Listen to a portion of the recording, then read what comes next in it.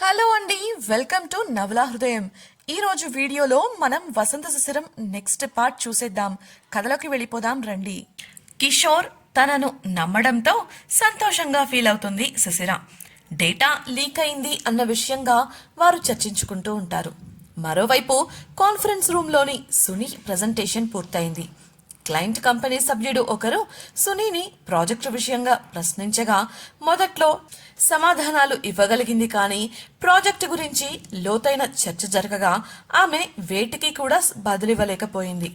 అలా నిస్సహాయంగా నిలబడిపోయింది.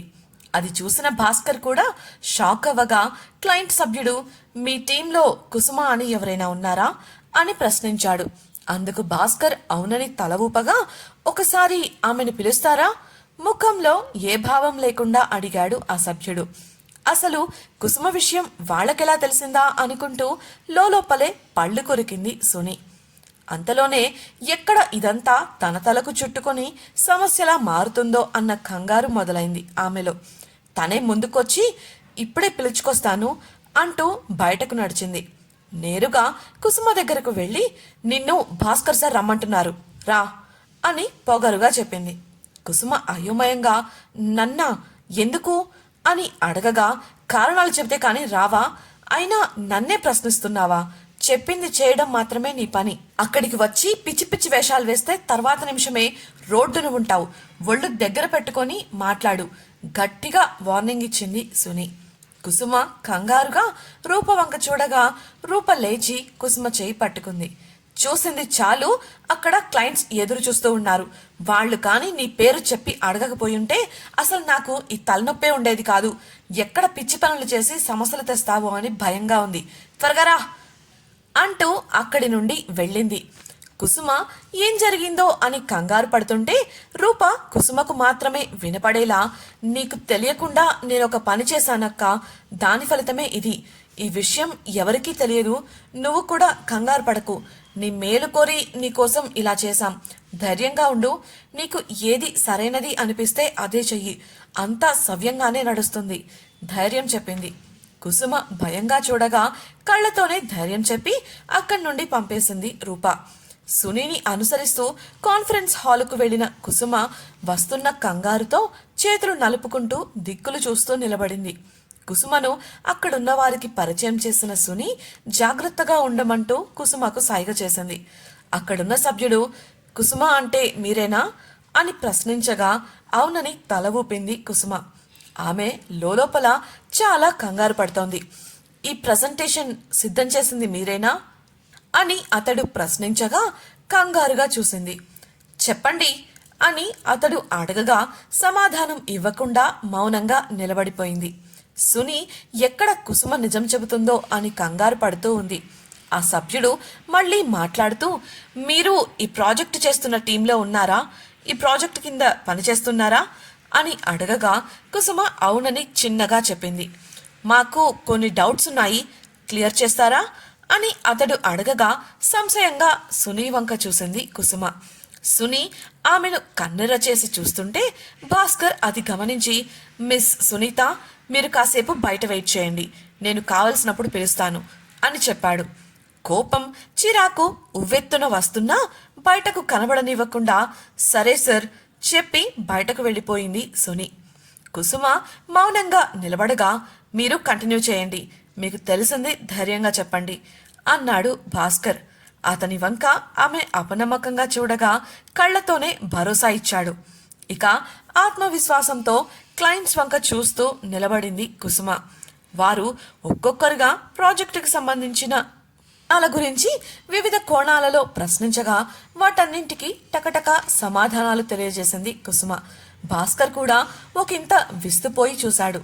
కారణం, కుసుమకు ప్రాజెక్టు గురించి ఇంత అవగాహన ఉంటుందని అతడు అస్సలు ఊహించలేదు. అంతలోనే అతనికి ఏదో అనుమానం కలిగింది. క్లయింట్స్ అడిగిన ప్రశ్నలకు సమాధానాలు చెబుతూ ఉంది కుసుమ. నిజానికి ప్రాజెక్టుకు సంబంధించిన ప్రతి పనిని కూడా చేసింది ఆమెనే. కారణం, ప్రసాద్ మరియు సునీలు తమ పనులను కుసుమ చేత చేయించారు. ఆ విధంగా ఆమెకు ప్రాజెక్టు యొక్క ప్రతి అంశంపై అవగాహన ఉంది. ఆమె సమాధానాలతో క్లయింట్ కంపెనీ సభ్యులు సంతృప్తి చెందారు. ఆ రోజుకు తాము చేయాలనుకున్న పనులన్నింటినీ పూర్తి చేసుకుని భాస్కర్తో, okay then mister Bhaskar, project presentation చక్కగా జరిగింది. ఇక్కడ జరిగింది ఏంటనే విషయం నేను మిమ్మల్ని అడగను. ఇది మీ కంపెనీ అంతర్గత విషయం. అప్పుడప్పుడు ఇలాంటి పొరపాట్లు జరుగుతూ ఉంటాయి. ఇక మేము బయలుదేరుతాం. ఏదైనా ఉంటే నేను మిస్టర్ వసంత్ని కాంటాక్ట్ చేస్తాను. త్వరగా ప్రాజెక్ట్ పూర్తి చేసేలా మీరు చూడండి చెప్పి బయటకు వెళ్ళిపోయారు. వారి వెంటే బయటకు వెళుతూ ఒకసారి కుసుమ వంగ చూసి నెట్టూర్చాడు భాస్కర్. లోపల ఏం జరుగుతుందో అని కాన్ఫరెన్స్ హాల్ బయట నిలబడి కంగారు పడుతూ ఉంది సుని. వారంతా బయటకు వెళ్ళగానే కాన్ఫరెన్స్ రూమ్లోకి వెళ్ళి కుసుమ చేతిని బలంగా పట్టుకుంది. కోపంగా, ఏం చేసావు నువ్వు? అసలు ఇక్కడేం జరిగింది అని ప్రశ్నించగా ఆమె కోపానికి జడిసి బిక్కముఖం వేసింది కుసుమ. చెప్పు, సుని మరోసారి గద్దించి అడగగా కుసుమ కళ్ళల్లో నీళ్లు తిరిగాయి. రూప ఏదో చేశాను అని చెప్పింది. అలా అని రూప పేరు చెబుదామంటే రూప చేసేదంతా తన మేలు కోరే చేస్తుంది. కాబట్టి ఇక రూపను ఇన్వాల్వ్ చేయలేదు. ఆమె అలా ఆలోచిస్తూ ఉండగా ఈలోపు అక్కడికి వచ్చిన అటెండర్ మిస్ కుసుమను భాస్కర్ గారు రమ్మంటున్నారు అని చెప్పగా కోపంతో పిచ్చెక్కిపోయింది సుని. ఏం చేశావే అని ఇంకా గట్టిగా అరిచింది. అటెండర్ మరోసారి, మీరు వస్తారా లేదా, సార్ మిమ్మల్ని వెంట పెట్టుకుని తీసుకురమ్మన్నారు అని చెప్పగా సుని ఏం చెయ్యలేక ఆమె చేతిని వదిలేసింది. వెళ్లబోతున్న ఆమెతో, చెప్పానుగా జాగ్రత్త, ఏ మాత్రం తేడా వచ్చినా తెలుసుగా ఏం జరుగుతుందో, పళ్ళు కొరుకుతూ బెదిరిస్తున్నట్లు చెప్పింది సుని. కుసుమ భయంతో సరే అన్నట్లు తల ఊపి అక్కడి నుంచి వెళ్ళగా తన ఫోన్ అందుకొని ప్రసాద్కు ఫోన్ కలిపింది సుని.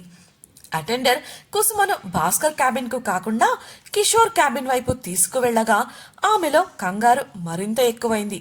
కారణం, విషయం కిషోర్ దాకా వెళ్ళింది అంటే తన ఉద్యోగం పోతుంది. అలా జరిగితే తాను తన కుటుంబాన్ని ఎలా పోషించగలదు? అంతకన్నా ముందు ఉద్యోగం నుంచి తీసేశారని తెలిస్తే ఆమె భర్త మరియు అత్తమామలు ఏం చేస్తారో అన్నది ఊహించుకుంటేనే ఆమెకు వణుకు పుడుతోంది. ఆమె ఆ ఆలోచనల్లో ఉండగానే కిషోర్ క్యాబిన్ రాగా, లోపలికి వెళ్ళండి మేడం, భాస్కర్ సారు కాసేపట్లో వచ్చేస్తానని చెప్పారు. అటెండర్ చెప్పగా భయంగానే లోపలికి అడుగుపెట్టింది కుసుమ. అక్కడ ఆమెకు శిశిర, కిషోర్లు ల్యాప్టాప్లో ఏదో పని చేస్తూ కనిపించగా ఆమె రాకను గమనించిన కిషోర్, రండి కాసేపు ఇలా వచ్చి కూర్చోండి అంటూ కుర్చీ చూపించాడు. కుసుమ సంశయిస్తుంటే శిశిర ఆమె దగ్గరకు వెళ్ళి నవ్వుతూ, వచ్చి ఇలా కూర్చోండి కుసుమ గారు, అంతా బాగానే జరుగుతుంది, కంగారు పడకండి అంటూ కుర్చీలో కూర్చోపెట్టి ఆమె చేతికి మంచినీళ్ల గ్లాసును అందించింది. కుసుమ నీళ్లు తాగుతుండగా ఆ క్యాబిన్లోకి వచ్చాడు భాస్కర్. వస్తూనే శిశిరను సీరియస్ గా చూస్తూ, నీకు సాయం చేయాలనుకున్న మా కంపెనీకే ద్రోహం చేయాలని చూస్తావా అని గట్టిగా అరిచాడు. శిశిర సమాధానం ఇచ్చేలోపు కిషోర్ లేచి, భాస్కర్ కూల్, ఇందులో శిశిర తప్పేం లేదు, ఇన్ఫాక్ట్ తను మనకు చాలా సాయం చేసింది అని అనగా విస్మయంగా చూశాడు భాస్కర్. అతడి ముఖంలో కనిపించిన అయోమయాన్ని గమనించిన కిషోర్, ముందు మీరు కూర్చోండి, తప్పు చేసిన వాళ్ళు ఇప్పటికే దొరికిపోయారు, ఎలా తప్పించుకోవాలా అని చాలాసేపటి నుంచి ప్రయత్నిస్తూ ఉన్నారు. సైలెంట్లో ఉండి రింగ్ అవుతున్న తన ఫోన్ వంక చూస్తూ చెప్పాడు. ఆ స్క్రీన్ పై ఉన్నది ప్రసాద్ నంబర్. అప్పటికి భాస్కర్ కు పూర్తిగా విషయం అర్థం కాలేదు.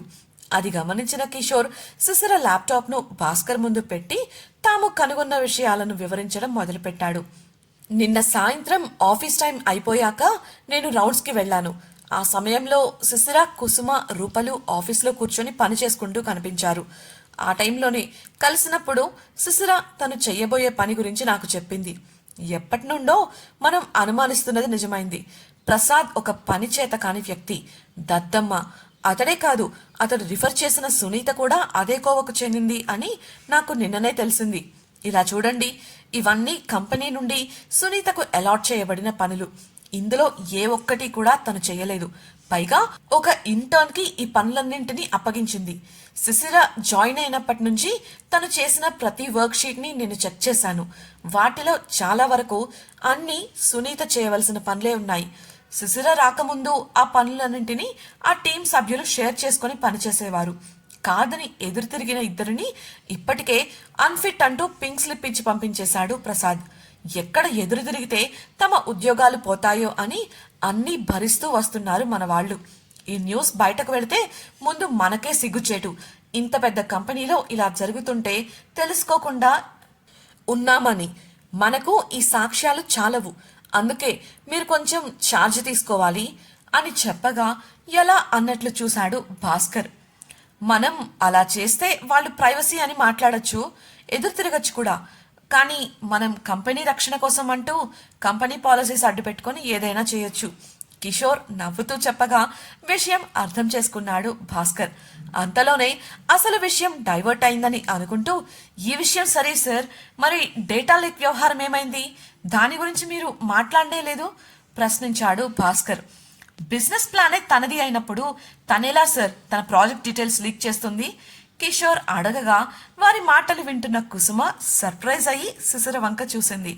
శిశిర చిన్నగా నవ్వి ఊరుకోగా కిషోర్, శిశిర ల్యాప్టాప్ వాడి డేటా లీక్ చేసింది కూడా మిస్ సునీతనే, ఇదిగోండి సాక్ష్యం అంటూ శిశిర ల్యాప్టాప్ స్క్రీన్ పై కనిపిస్తున్న సునీ ఫోటోను చూపించాడు. సునీ శిశిర ల్యాప్టాప్ను ఉపయోగిస్తున్నప్పుడు తీసిన ఫోటో అది. ఆ ఫోటోలో సునీ వేసుకున్న డ్రెస్ ఇవాళ సునీ ఆఫీస్కు వేసుకొచ్చిన డ్రెస్తో మ్యాచ్ అవుతుంది. అలాగే ఆ ఫోటోపై ఫోటో తీయబడిన తేదీ, సమయాలు కూడా నోట్ చేయబడి ఉన్నాయి. భాస్కర్ ఆ ఫోటోను పరిశీలనగా చూస్తుంటే శిశిర ల్యాప్టాప్లో పాస్వర్డ్ ఎంటర్ అయిన ప్రతిసారి ఆటోమేటిక్గా ఫోటో తీసే అల్గారిథం సెట్ చేయబడింది. అలా తీసిందే ఈ ఫోటో. ఇకపోతే ఆ టైంలో శిశిర క్యాఫ్టేరియాకు వెళ్ళింది అన్నందుకు నా దగ్గర తను ఉపయోగించిన లిఫ్ట్లోని ఫుటేజ్ ఉంది అని చెప్పగా భాస్కర్కు ఈ డేటా లీక్ అయిన వ్యవహారంలో శిశిర తప్పు లేదని నిర్ధారణ అయింది. అందులోనూ కిషోరే స్వయంగా చెప్పడంతో మరో ఆలోచన చెయ్యలేదు. ఇంతకీ శిశిరకు ఇంతటితో సమస్య నిజంగా తీరినట్టేనా? ప్రసాద్, సునీలకు వ్యతిరేకంగా వారు సాక్ష్యాలు సేకరించాలని వేసిన ప్లాన్ సక్సెస్ అవుతుందా? డేటా లీక్ వ్యవహారం ముందు ముందు ఎటువంటి సమస్యలను తీసుకువస్తుంది? శిశిర చేసిన పని వసంత్కు తెలిస్తే అతడు ఎలా స్పందిస్తాడు? ఈ సమస్య నుండి బయటపడటానికి ప్రసాద్, సునీతలు ఏం చేయబోతున్నారు తెలుసుకోవాలనుకుంటున్నారా? అయితే ఛానల్ను సబ్స్క్రైబ్ చేసి నెక్స్ట్ ఎపిసోడ్ వినేయండి. అలాగే మీకు ఈ వీడియో నచ్చినట్లయితే లైక్ చేసి మీ సన్నిహితులకు షేర్ చేయండి. మీ అభిప్రాయాలను మాతో పంచుకోవడం కోసం కామెంట్ సెక్షన్లో తెలియజేయగలరు. ఇట్లు మీ నవలా హృదయం team. Thank you for listening.